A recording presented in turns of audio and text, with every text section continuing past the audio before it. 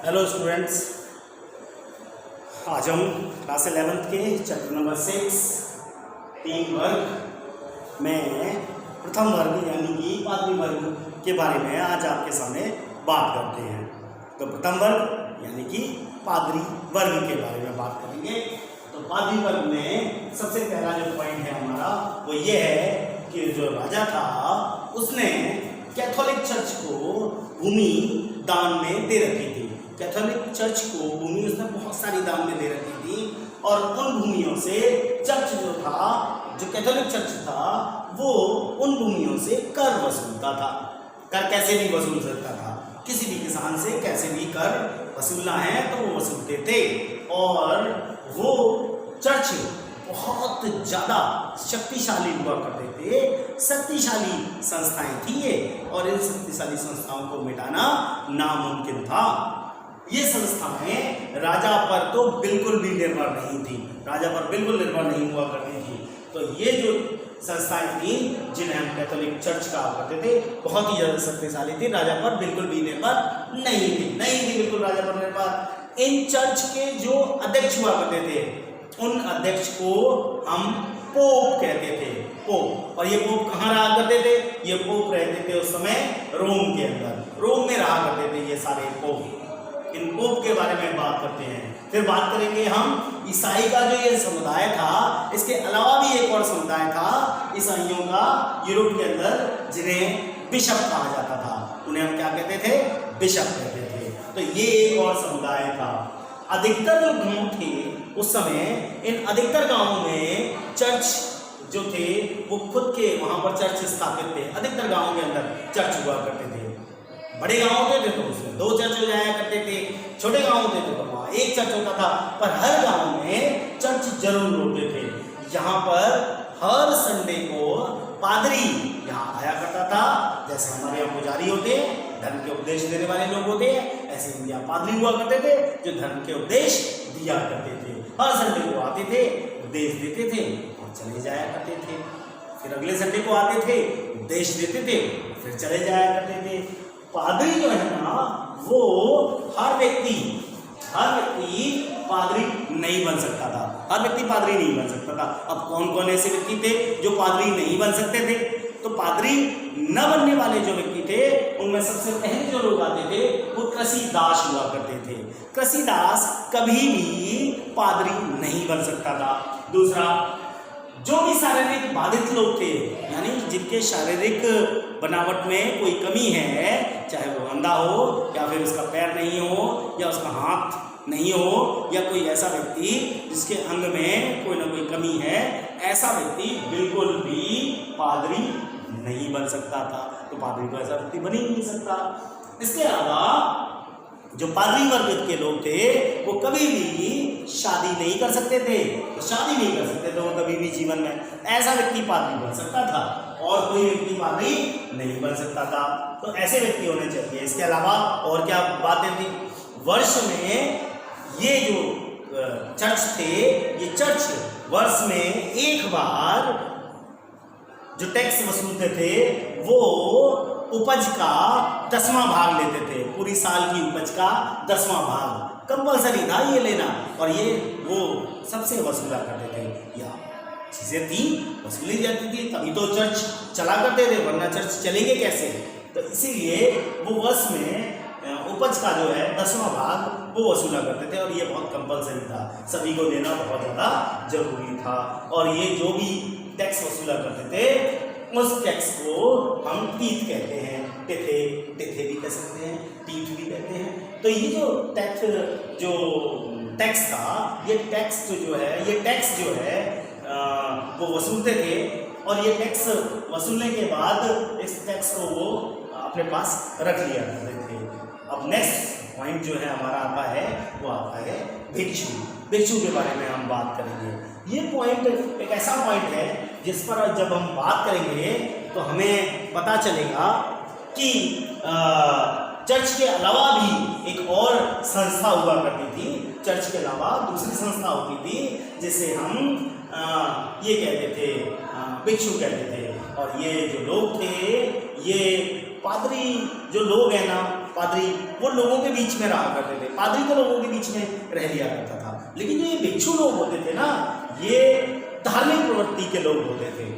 कैसे प्रवृत्ति के लोग होते थे? ये धार्मिक प्रवृत्ति के लोग होते थे। इसीलिए ये जो है ना, लोगों के बीच में नहीं रहा करते थे। ये तो लोगों के बीच में बिल्कुल भी नहीं रहते थे। तो ये ऐसे व्यक्ति हुआ करते थे। ये जो व्यक्ति थे, ये धार्मिक थे और अपना जीवन, एकांत जीवन पसंद करते थे। इनका जो जीवन था वो बिल्कुल एकांतमय जीवन था। तो एकांतमय जीवन ये पसंद करते थे।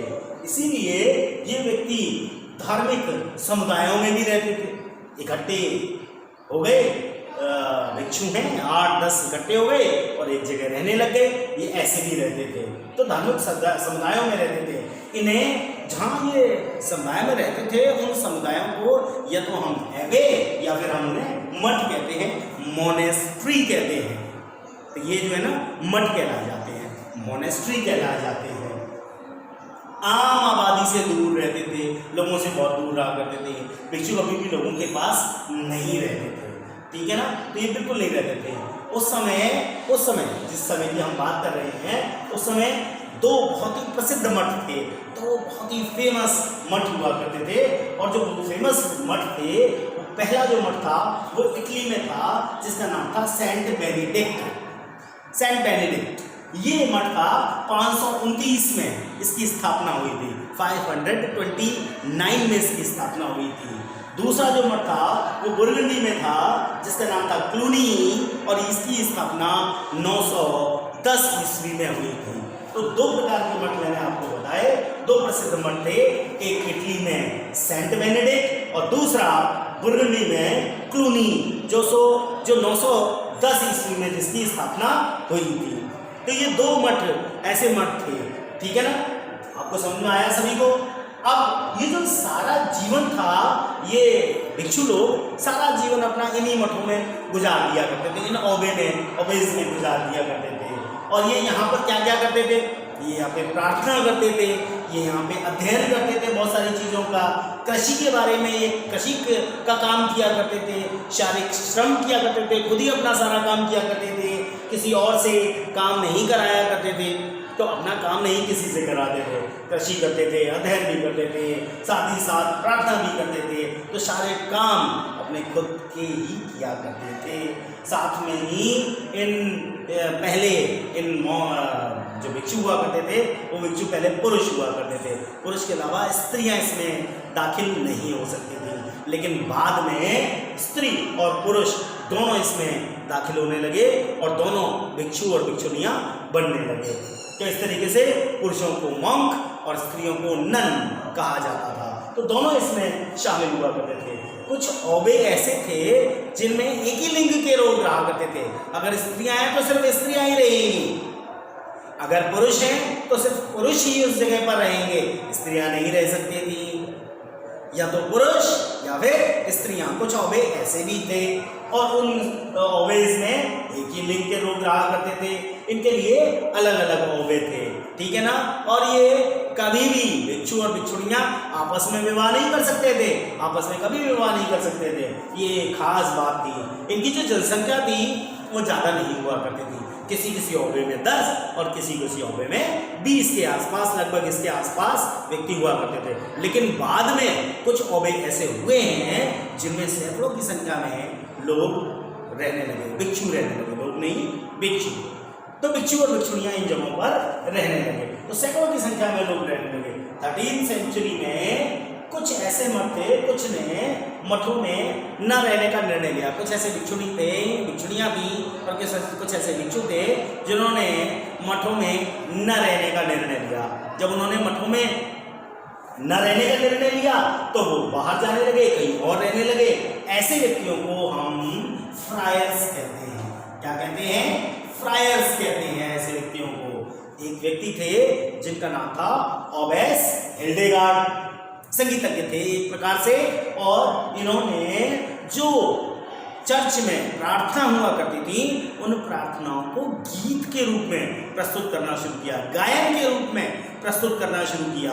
और इस व्यक्ति का नाम था ओबेस हिल्डेगार्ड। इन्होंने संगीत के रूप में प्रार्थना को अपनाया और लोगों को इसे बताना शुरू किया। और इस तरीके से भिक्षु का जो हमारा पूरा जो पॉइंट है वो आपके लिए बिल्कुल क्लियर हो जाता है। तो ये पॉइंट्स इस तरीके से है। नेक्स्ट जिस पॉइंट की हम बात करेंगे वो पॉइंट है चर्च और समाज के बारे में हम बात करेंगे। तो चर्च और समाज के बारे में पहले बात कर लेते हैं थोड़ा सा।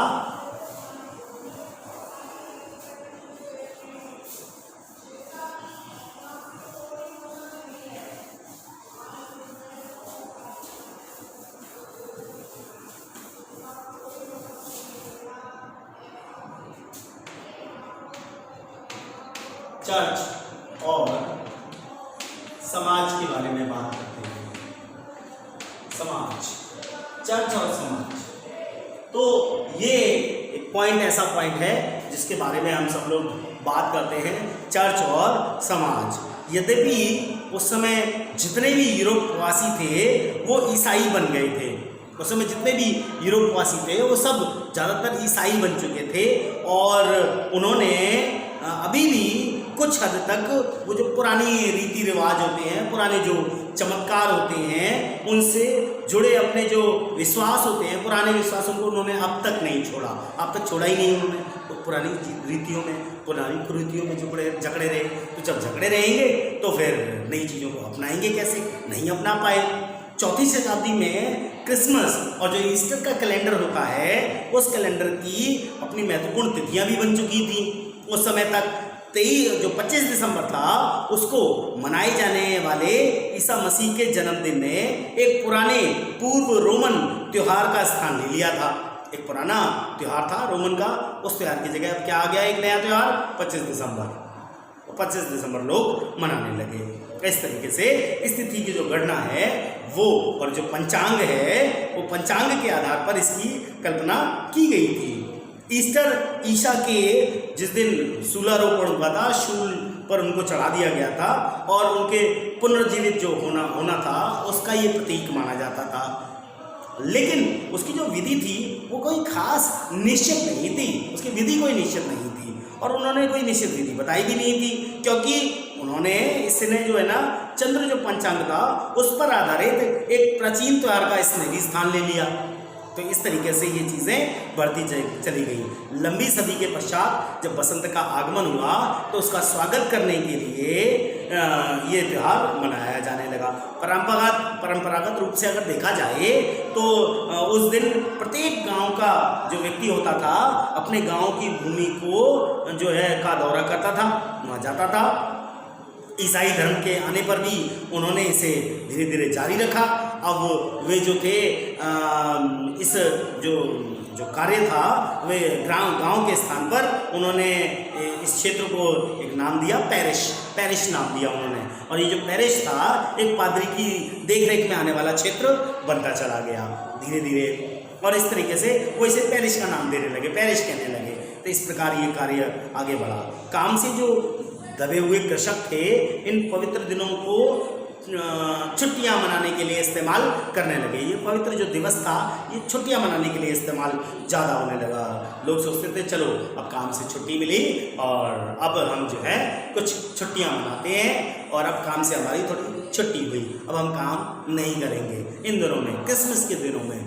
और क्रिसमस के दिनों में यहाँ पर काम जो है थोड़ा बंद हो जाता है और दूसरे लोग मनोरंजन के साधनों में व्यस्त हो जाते हैं। तो इस तरीके से उन्होंने इसका स्वागत किया उस समय, क्योंकि इन दिनों में वहाँ पर उन्हें कोई काम भी नहीं करना पड़ता था। वैसे तो वो दिन भर प्रार्थना करते थे, दिन में प्रार्थना करने के लिए यूज़ करते थे, परंतु वो ये भी कहते हैं कि लोग सामान्यतः इसका अधिकतर समय मैंने जैसा बताया या तो मौज मस्ती में बिताते थे, खेलने कूदने में या कहीं सिनेमा देखने में या जो भी चीज़ नाटक वगैरह जो भी हुआ करते थे उस समय उनको देखने में अपना समय व्यतीत करते थे, या फिर वो दोस्तों के साथ जाते थे और दावतें इधर उधर किया करते थे, एक दूसरे के घरों में दावतें बिताया करते थे, वहाँ किया करते थे और इसी में अपना समय बिताते थे। जितने भी तीर्थयात्री थे ईसाइयों के जीवन का एक बहुत ही महत्वपूर्ण हिस्सा है ये तीर्थ यात्रा। और इस तीर्थ यात्रा को वो बहुत किया करते थे। बहुत से लोग शहीदों की समाधियों पर बड़े बड़े जो गिरजाघर हुआ करते थे, उन गिरजाघरों की लंबी लंबी यात्राओं पर जाया करते थे और वहाँ पहुँचा करते थे। तो इस तरीके से हमारा जो चर्च है, ये जो चर्च की बात है और समाज की बात है, वो इस तरीके से होती थी। पूरे यूरोपवासी इस तरीके से, ईसाई जो थे वो इस तरीके के काम किया करते थे, प्रार्थना के लिए जाया करते थे इन जगहों पर। साथ ही साथ तीर्थ यात्रा के लिए भी जाते थे। जब ये 25 दिसंबर मनाया जाने लगा, ईस्टर मनाया जाने लगा, तो उन्होंने इसे छुट्टियों के रूप में स्वीकार कर लिया और मौज मस्ती के लिए और दावत के लिए इन दिनों को इस्तेमाल किया जाने लगा। तो स्टूडेंट्स, मुझे लगता है आपको काफ़ी अच्छी तरह ये पॉइंट्स, तीनों पॉइंट्स आज समझ में आए होंगे जिस तरीके से आपको ये बताया गया। तो थैंक यू वेरी मच। आगे इसी तरीके से मेरा हौसला बढ़ाते रहिए और लगातार मेरे साथ जुड़े रहिए। धन्यवाद।